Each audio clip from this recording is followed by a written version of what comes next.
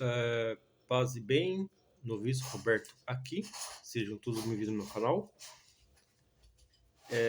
Ultimamente, eu não sou muito assim, voltado à área apologética, né? Porque meu foco é a parapsicologia e a demonologia, né? Só que a gente vê muitos protestantes criticando e atacando a fé católica romana, né? Criticando muitos católicos. Faz um tempo que eu venho estudando as escrituras, né? Eu tenho faculdade de teologia. Eu gosto também de estudar muito a exegese, né? Então eu quero aproveitar também um pouco do meu conhecimento para refutar também esses protestantes, né? Esses apologetas. Bem que a maioria desses apologetas protestantes, eles não têm formação nenhuma, né? Em teologia, em história. Se tiver formação em teologia e história, são desonestos, né? Gosto também de usar a patrística para refutar o catolicismo, mas eles não veem, eles não veem que muitos pais da igreja ensinam doutrinas católicas, né? Como a intercessão dos santos e a Imaculada Conceição e a Ascensão de Maria aos céus e a primazia da igreja de Roma. Eles não veem isso. Se vê, vai distorcer, não vai aceitar, né? A gente tem visto também esse pastor Eliseu Rodrigues, famoso, né? Nas redes sociais. Agora ele tem feito alguns vídeos apologéticos, né? Para refutar ou atacar o catolicismo. Esses dias ele fez um vídeo onde ele diz que, com base em alguma pesquisa aí, básica aí, o cara se diz teólogo, né? Esse pastor Eliseu. Então ele fez uma pesquisa básica onde supostamente a Igreja Católica proibiu a Bíblia para o povo, né? Proibiu o povo de ler a Bíblia. Só que eu fui no canal dele, eu também fiz uma pesquisa básica no Google, né? Que o Google agora tem uma IA, onde ela faz todo um resumo, né? E traz vários artigos, né? Se você quiser se aprofundar, aí você pede para essa IA artigos acadêmicos, né? Fontes acadêmicas, né? Aí ela te passa vários links de livros, dicionários tipo grego, dicionários hebraico, artigos acadêmicos de universidades, aí, né? Essa IA do Google, né? Então eu utilizo muito ela. Aí conforme ela vai passar as fontes, aí eu vou pesquisando os livros que ela passa, né? Vou me aprofundando, né? Se eu quiser um livro específico, eu peço para essa IA do Google, ela me passa o link, né? Tipo, um livro, uma obra de Santo Agostinho, ou um artigo acadêmico, né? Acadêmico, né? Para só não ficar, você está usando chat GPT. Primeiro, eu não tenho nem chat GPT. Eu tenho Meta IA, né? E eu uso muito também essa IA do Google, que faz um resumo. Ela faz um resumo e traz vários artigos, principalmente artigos em inglês ou artigos acadêmicos, né? Tudo bem. Aí também fiz uma pesquisa básica e fui ver se de fato na história a Igreja Católica proibiu a Bíblia, né? Será que de fato a Igreja Católica proibiu o povo de ler a Bíblia? Né? Será mesmo? Engraçado que esses pastores aí se diz teólogos, né? Onde fizeram teologia? Primeiro, quem criou a Universidade de Teologia? Foi a Igreja Católica. Aí eles fazem uma teologia assim meio, acho que da reforma em diante, né? sem estudar a história da igreja, sem estudar os documentos da igreja, né? Sem estudar a patrística, né? Então, aqui é minha pesquisa para refutar o... Aí eu fui responder nos comentários do vídeo desse pastor Eliseu, onde ele fez esse vídeo que supostamente a Igreja Católica tinha proibido o povo de ler a Bíblia. Aí fiz uma pesquisa, né, com base no Concílio de Toulouse, no ano de 1229. Copiei, colei e postei no comentário do Eliseu lá, do pastor Eliseu.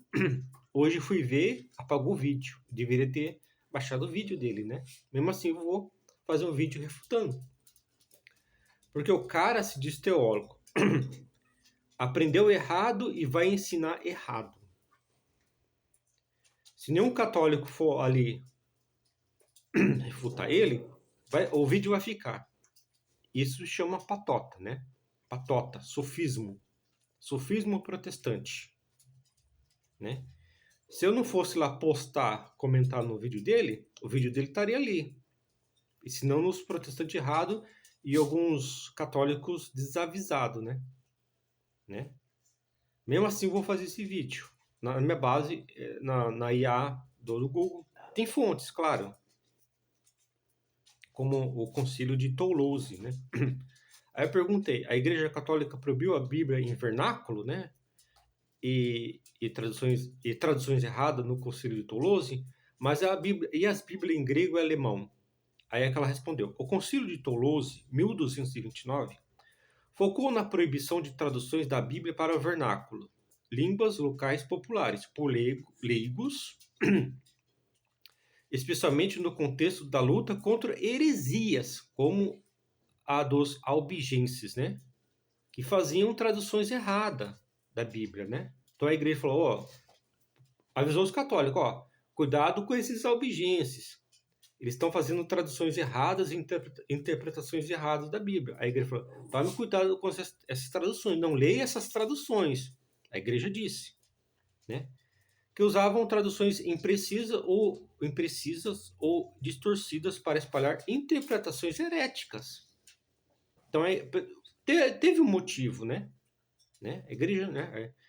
A proibição não era sobre as escrituras sagradas em si, mas sobre a posse não autorizada de traduções em línguas correntes, como francês e italiano, que não tivesse supervisão eclesiástica. Até hoje é assim. As Bíblias católicas têm supervisão eclesiástica, têm aprovação da igreja. Né? Você não pode pegar qualquer tradução aí, porque tem muitas traduções que não são fiéis aos originais, se distanciam dos originais, como as Bíblias protestantes, algumas versões da Bíblia católica, né, da Vozes, né, se distanciam se perde o valor dos originais, né? Então foi isso que a igreja fez. Então a proibição não era sobre as escrituras em si, mas sobre a posse não autorizada de traduções de línguas correntes, como francês, italiano, etc., que não tivesse supervisão eclesiástica. O protestante não sabe disso. Já vai soltando vídeo aí errado que a Igreja Católica proibiu o povo de ler a Bíblia. Aqui está o panorama sobre as Bíblias em grego e alemão naquele contexto. Bíblia em grego eram raras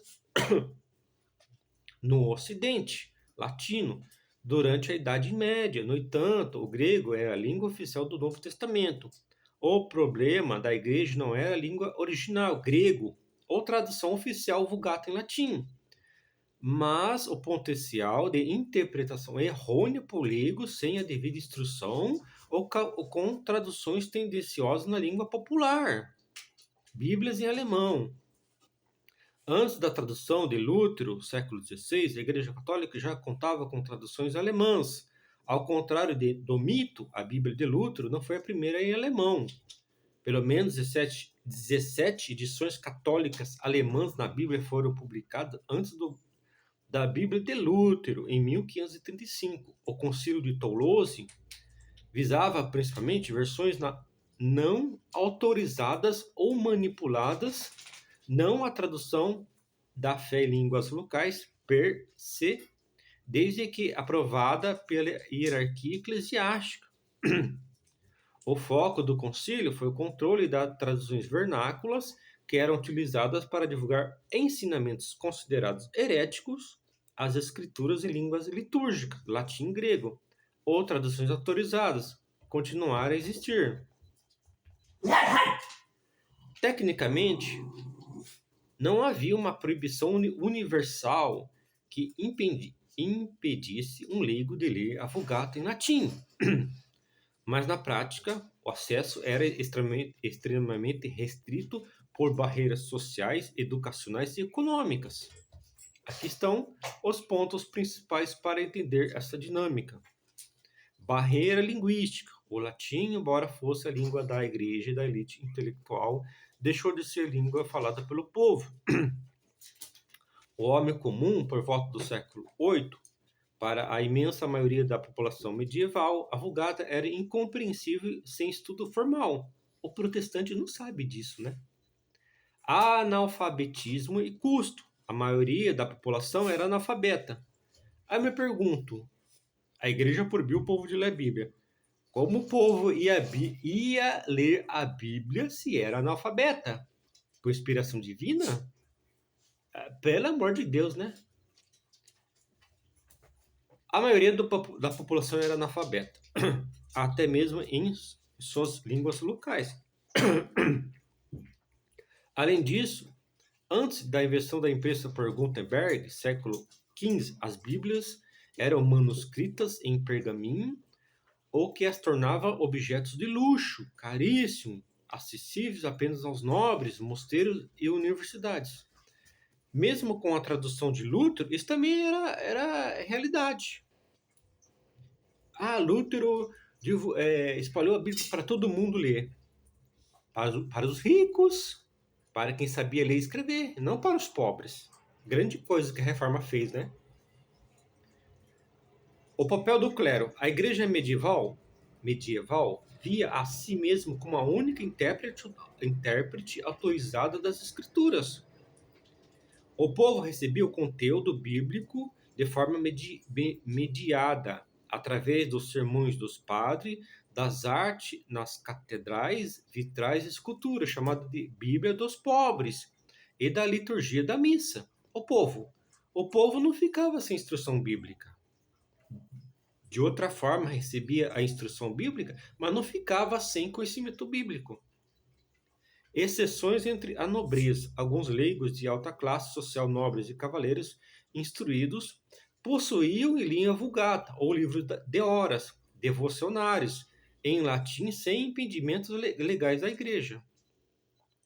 Controle pós-reforma, após o Concílio de Trento, 1545 e 1566, a Vulgata foi reafirmada. Como a tradução latina oficial é autêntica, mas o foco da igreja continuou sendo o controle das traduções para as línguas populares, vernáculo, para evitar interpretações individuais que pudessem gerar novas heresias.